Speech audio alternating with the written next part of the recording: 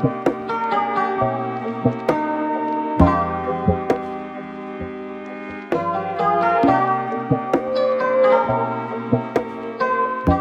everyone, this week we'll be doing an Asian style mushroom beef stir fry. Now I realize I don't really do any Chinese type dishes, so this be a nice one to introduce you guys to one.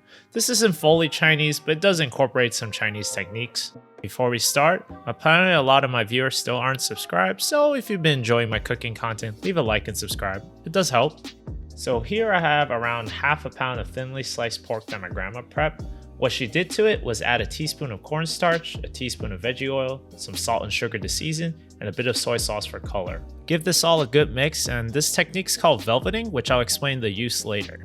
Now for our veggie prep, we're going to mince up some garlic, and we're going to chop up some scallions as well. Make sure to separate the whites of the scallions with the green because we will use the white parts separately. For our mushrooms, I like to separate the stems from the caps, and then chop them up separately. I do this way because the mushrooms can lay flat and I can attempt to cut them up more evenly. Just do it to the best of your abilities though. Here I heated up a pan with some leftover bacon fat. Obviously you don't gotta use that, but I already had it, so why waste it? Feel free to use whatever oil you like.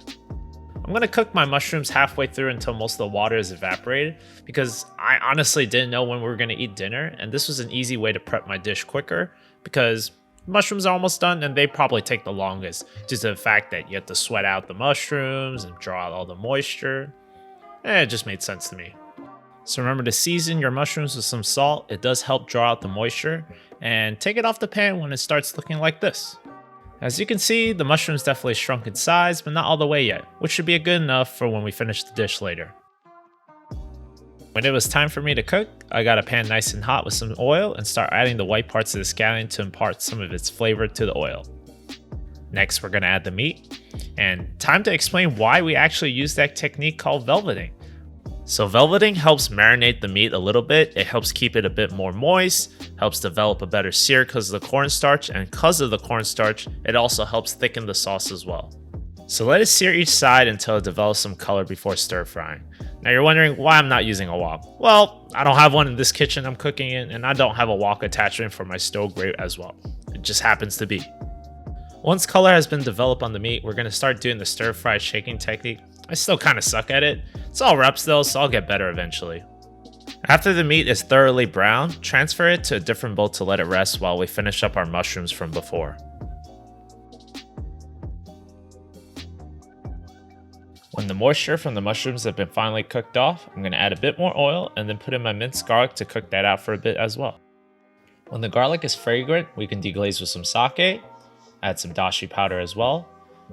And we're also going to add some sugar because Chinese stir fries tend to balance out the saltiness with some sweetness. Finally, add a bit of soy sauce near the end and then add back in your meat and start tossing it all around to incorporate everything together. Add half of your green scallions and start stir frying it some more before placing it on a plate and finish the rest of it with garnish.